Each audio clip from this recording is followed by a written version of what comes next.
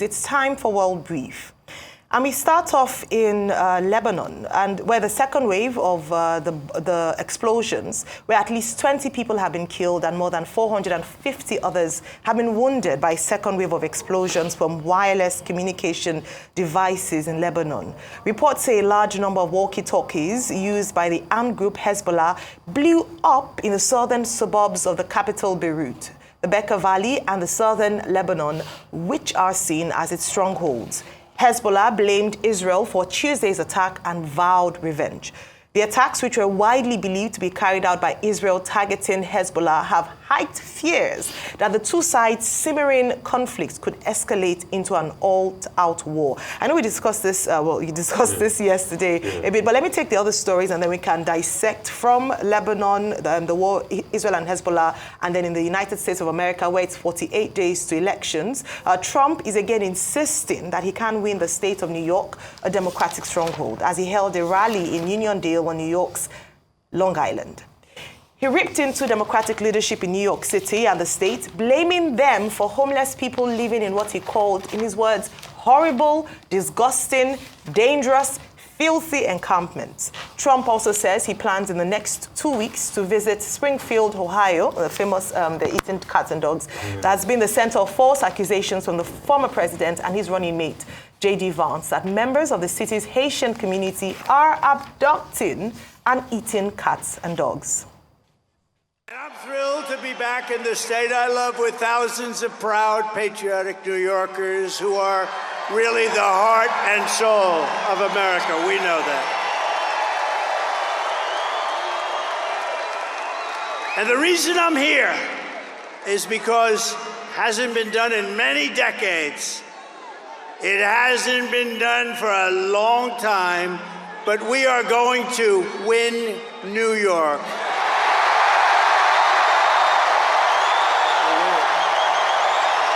But look at what has happened to New York and the other states, all run by radical left Democrats, every single one of them. Our heavy industries have exported overseas and our middle class has been eviscerated, right here at home, been eviscerated. Housing costs are out of control. Inflation has cost a typical family $28,000. Think of it, in less than 4 years, $28,000. And we filthy encampments. We have horrible, disgusting, dangerous, filthy encampments. How about in Springfield, Ohio? They had 32,000. This is a little beautiful town. No crime, no problem. 32,000 illegal immigrants come into the town, 32. So they almost doubled their population in a period of a few weeks. Can you believe it? And you know what? They've got to get much tougher. I'm going to go there in the next 2 weeks. I'm going to Springfield and I'm going to Aurora. You may never see me again, but that's okay. Got to do what I got to do. This has been said to be a bold move from Trump, especially since New York has been a long-time stronghold of the Democrats. Well, let's see how that plays out and if this rally would influence votes in his favor. But meanwhile, one of America's most influential labor unions, the International Brotherhood of Teamsters, has declined to issue a U.S. presidential endorsement for the first time since 1996. The union, which boasts some 1.3 million members across the U.S. and Canada, said it had received few commitments on top Teamsters issues from either Democratic nominee Kamala Harris or Republican nominee Donald Trump. It also claimed that polling of its rank-and-file members found no definitive support for either candidate, though two of its recent polls indicated lopsided support for Trump. The move is a major blow to the Harris campaign's efforts to win over working-class voters with less than 50 days before election night. An endorsement had the potential to mobilize thousands of Teamsters who live, work, and vote in the crucial battleground states of Pennsylvania, Michigan, and Wisconsin. All right, so that's one area where both have a almost, shall I say, fair playing ground to get their voters in. Teamsters, your take on these stories? Realistically speaking, like I said before, Americans are the biggest losers in this election because two of the candidates are not solid. This is the first time Americans are going to have two woeful candidates. But out of the two woeful ones, Kamala is still preferred because of what she does to the middle class and she wants to energize. I took our time to read the manifesto of two candidates, and I'm really appalled. Kamala has been known to flip-flop and change the side of her conversation wherever it suits her. Trump is not even any better. Teamsters, they couldn't reach a deal. And this is a bigger blow for Kamala, because the other day, Kamala was waiting to announce a Teamsters endorsement as of 2 days ago. But that never came through because they can't definitely meet most of the demands. And it's a reflection of how this race is going to be a fight to the finish. And that's why Trump is deliberately going to campaign in New York, because he needs that 28 electoral college votes, because if he doesn't get it, it's going to be problematic. But it's going to be a hard one. New York has never gone the way of the Republicans since the days of Reagan. Reagan won New York. That's about it. Even despite how terrible Michael Dukakis is, Dukakis has become a standard for election failures among Democratic parties. It's called the Dukakis failure. Despite how terrible Dukakis was in '88, he won New York. New York has always been the way of the Democratic Party since '88. Yeah. So he's looking for votes. I mean, Reagan campaigned then. Yeah. No, Reagan won '84. Yeah. Reagan won '84. In '88, Dukakis won New York. Dukakis won New York. So since then, Dukakis have, the Democratic Party have always won New York. And that's why it's very difficult for them this time around. But also going to what is happening, Israel has just really upset the apple carts. Because all of that went out yesterday, the bombing now of the walkie-talkies this time around, just showed that there's going to be a grand escalation. And this escalation is going to lead to a lot of blowbacks in the ecosystem. All right. Okay, the question to ask is, why is New York important to Donald Trump? One, it is his first major rally since the second assassination attempt on him.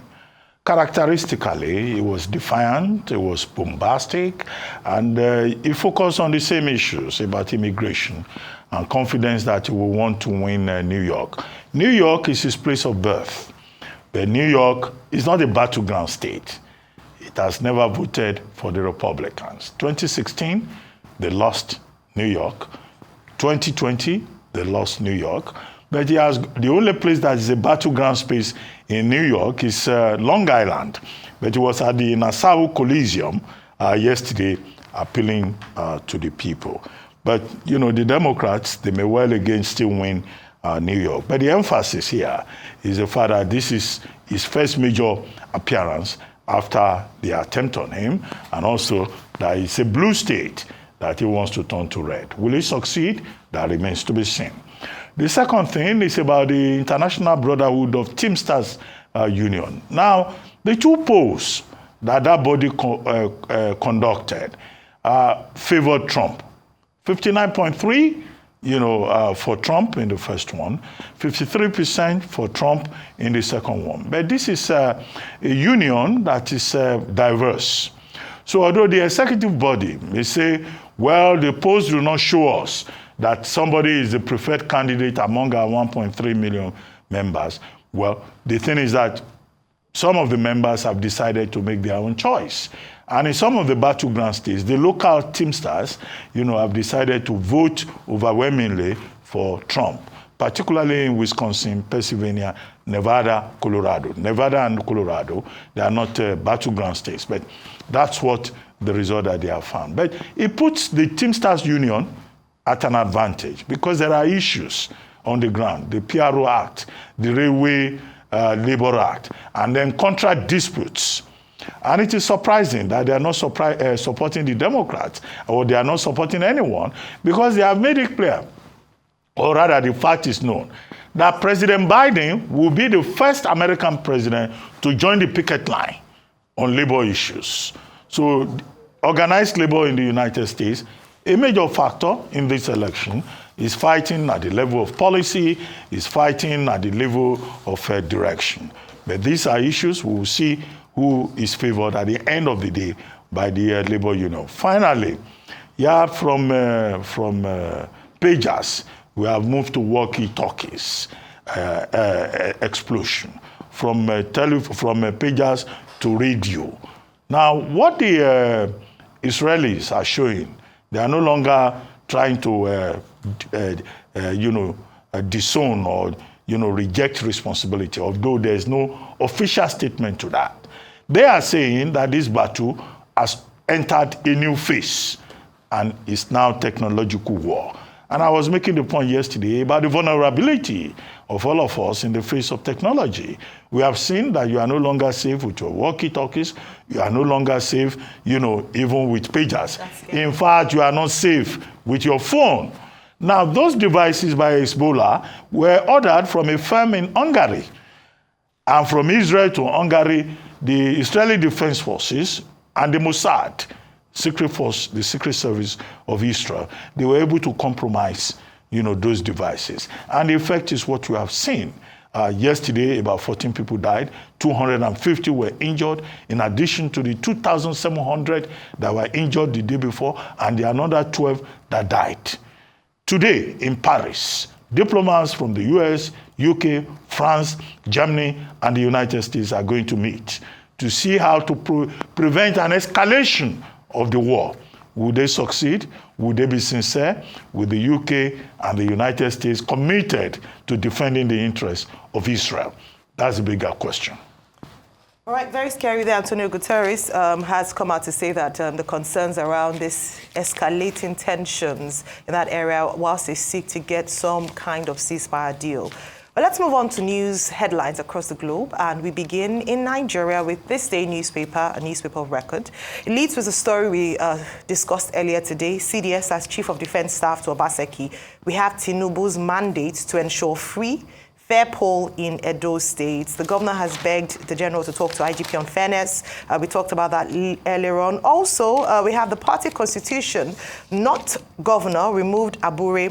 LP leadership says Peter Obi. Yesterday we had Saken Oshun here, where he was discussing the Labour Party, some of the challenges by the Labour Party in recent times. The Labour Party says, Peter Obi says, party warned Nigerians about APC. Ex-chair explains why INEC is against him. So you want to get details on that, you might want to turn to page 10 of This Day newspapers. Windows story, CBN reintroduces controversial cybersecurity levy and slashes tax to 0.005% from 0.5% on all electronic transactions. So the CBN says it will continue to enforce payment of the mandatory levy on all electronic transactions by banks and other financial institutions. So that's not going anywhere, at least now. We move on to the Guardian newspaper, where it leads with the headline, Inflation, low patronage hits online stores, malls amid 200% spike in prices. They've analyzed just how prices have gone up by 200%, and you see that a number of people are now shopping less online and how this has affected businesses. Also looking at fuel scarcity on the Metro page, still on front page. Tanker drivers cause traffic chaos on Oshodi, Apapa Expressway. Some of the outcomes or perhaps fallout of the fuel scarcity, a number of people beyond just queuing also would know that we've seen a bit more traffic on what has been a sane Oshodi, Apapa Expressway in recent times. All right, move on to the Vanguard newspaper.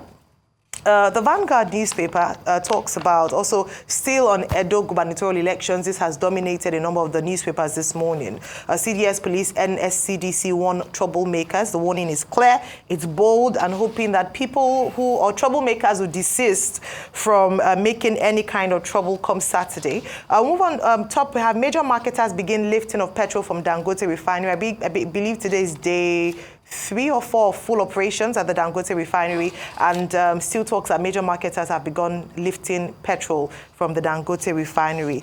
In page 8 also talks about the economic crisis, and the vice presidential candidate of the Labour Party says that we warned you, tells Nigerians. You can see details of that on page 8. Moving on to the Punch newspaper very quickly. Again, leading with the story from Edo State, INEC deploys 5,000 beavers. And in Dr. Baptist's words this morning, we must not hear anything about technical glitch happening. They've had practice time, with the main elections last year. And so hopefully, since it's an off-cycle election, one state at a time, it would be more efficient. 18,000 ad hoc workers, so assuring Nigerians that they are on top of things. Moving on to the Daily Trust newspaper, Zamfara boat mishap leads that one. 10 bodies recovered, 22 still missing. Sad story there. As search extended to neighboring villages, survivors, victims, families speak, how accidents happened. Eyewitnesses have revealed, almost as if when we look at the northern part, Borno is dealing with the floods and the outcome of that, Zamfara boat mishap, and just being able to contain that. All right, let's move on very quickly to African papers this morning. And the first on that list will be The Citizen, where we'll catch the crooks, yes. That big headline there talks about state capture and the fact that prosecutors are talking tough, especially even those who went against Jacob Zuma and saying that there will be no sacred cows and they were going to actually work towards catching crooks, investigating, especially alongside corruption in the country. Our next newspaper, please. Daily Graphic, stable audit demand at IPAC. Just trying to catch that very quickly. Daily Graphic here from Ghana, table audit demand at IPAC. But very importantly is the story beneath. Economy grows 6.9% for second quarter, and that's good news right there. Real GDP value is 45.21 billion Ghana cedis. And an interesting one, Dr. Bati, this might interest you because I know when it comes to health and medication and the cost of healthcare, to the left-hand side bottom, high medication costs makes cancer death sentence. Dr. Kome, I'm sure this is not just peculiar to Ghana, other parts of the countries in the African continent, how people are unable to access healthcare, especially for cancer, as a result of just how high the medical costs are. Let's move on to Europe, starting from the United Kingdom, and we move on to the Financial Times, where we have, pull that up. Fed's high point cuts to interest rate signals era of easing policy has begun. More reduction expected, first decrease in over 4 years, and bigger moves amid slowing job gains. Of course, most of the UK papers have on their front pages the story in Beirut, the Beirut blast, talk about second wave of explosions there. And then just at the bottom there for the Financial Times, employers win rights to keep new staff on probation after Labour compromise. Let's move on to the Daily Mail newspaper this morning. Again, Labour has undermined Israel, says Netanyahu. I mean, we recall that the UK had pulled back in certain areas in terms of some of their sending arms to Israel. And so Netanyahu has come out to say that Labour has undermined the Labour government under Sir Keir Starmer. And just talking about how that has impacted this ongoing hostilities or war in the Middle East. But he says that Hezbollah walkie-talkies again highlights that exploding second wave of carnage. The reports are they have about 20 people dead currently, according to the Lebanese Health Authority, a few hundreds injured. Amongst them are children, and this sparks a new dimension to this war. So those are some of the stories from around the world. Newspapers, I'll come to you, Rufai. So many things to discuss. Real quick, a couple of stories. I mean, it just shows the hypocrisy of Labour. And I predicted rightly many months ago, he's going to run out of ideas because he never had ideas in the first place, as it's going to make the economic shambolic. But King of Keja. But the problem is his own personal problems now. Things he hadn't declared, they're beginning to come home to roost. You can see that they're not beginning to call Keir Starmer a champagne socialist. They're saying he even got freebies to sit in royalty box at the Arsenal Stadium. Sue Gray, too, is being paid as even more than the Prime Minister. And it shows you the kind of catastrophe that is going on in the UK as regards leadership. But the good thing about them is they still have some level of accountability. For us, when you look at it, the high price of medication we're complaining about here is also what they're complaining about in Ghana and other parts of the world. In fact, somebody gave me an interesting insight to the especially high cost of ventilators. They were talking about the fact that they had logistical problems in 2026, and it was all around the world. On the Nigerian paper, the between EFCC and Yaya Bello. What was all of that for? And why did I think Tribune talked about that. Why did Yaya Bello go all the way there with a governor with him? How many people go to answer EFCC with a governor as an escort body? All right. And the EFCC coming back in the night to say they want to get him and all of that, and the back and forth. So it's just crazy what goes on. And I think we'll talk about that in detail during trending as well. Dr. Bati. Okay, a number of things. First, let me start with something else that is in the papers, and that's the Deputy Governor of Lagos State, Dr. Kadiri Obafemi Hamzat, celebrating yesterday his 60th birthday. I'd like to join others in congratulating him. President Tinubu has already issued a statement praising him for his contribution to politics and development in Lagos State. Having served this state as Commissioner for Science and Technology, as Commissioner for Works, and also currently as a Deputy Governor of the state. Well, I've been reading all the praises, which I think are well deserved, both from the communities that he has served and also the state. But I've not heard the story about the jollof rice and pepper soup celebrating the deputy governor at 60. But we would like to wish him many more years ahead. Many happy returns, Deputy Governor Hamzat. And then the other story about the drama at the EFCC headquarters yesterday. Just to make the point that the EFCC had declared Yahaya Bello wanted. They placed a red alert on him with Interpol. And then the man walked in after all that drama to say, okay, I'm here, arrest me. And then one of the reports said he was asked to go back home because the way he presented himself did not follow protocol. I would have expected that if a man is declared wanted, in law, in ethics and morality, and he shows up, you will arrest him. You will immediately, take him into custody. But, we've been told in another story about protocol, breaching of protocols. And then all that drama yesterday evening that people were saying, oh, the EFCC now stormed the government house, the Kogi government house. I don't think all that was necessary.